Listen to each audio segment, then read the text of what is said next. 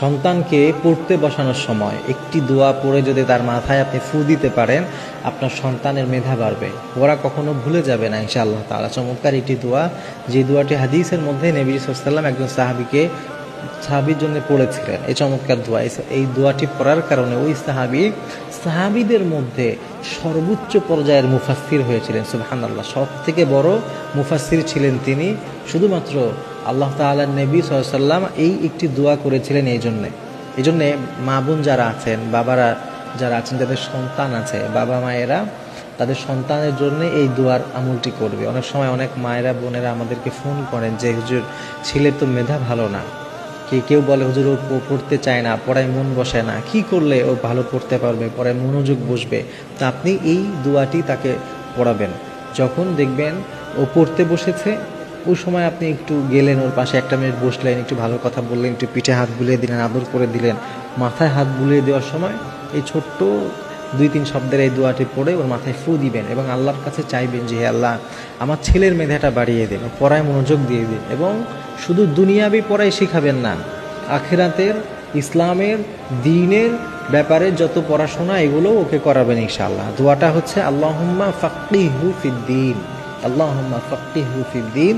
এই দোয়াটি 7 বার পড়ে ওকে ফু দিবেন এবং সব সময় চেষ্টা করবেন ওকে এই দোয়াটি পড়ানোর জন্য। তাহলে ওর মেধা বাড়বে এবং দ্বীনের ব্যাপারে তার হৃদয়ে একটা ঝোঁক তৈরি হবে, একটা মহব্বত তৈরি হবে যে আমাকে একটু দিন শিখতে হবে, একটু কোরআন শিখতে হবে, একটু আল্লাহকে চিনতে হবে, নবীজিকে জানতে হবে, কোরআন হাদিস বুঝতে হবে। এই জিনিসগুলো তো আমাদের ছেলেরা এখন বুঝতে চায় না।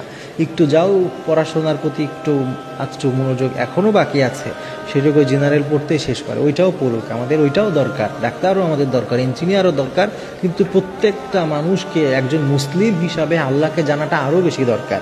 এজন্য আমাদের ছেলেরা যেন দ্বীনের শিক্ষায় শিক্ষিত হতে পারে, জেনারেল শিক্ষায়ও শিক্ষিত হতে পারে, মেধাটা যেন ভালো হতে পারে, পড়ায় যেন মনোযোগ বসে। এই জন্যে আমরা এই দোয়াটি করব এবং ওর জ্ঞান যেন আল্লাহ অনেক বেশি বাড়াতে থাকেন। জ্ঞানের তো শেষ নাই, লিমিট নাই, ওর জ্ঞান যেন আরও বৃদ্ধি পেতে থাকে।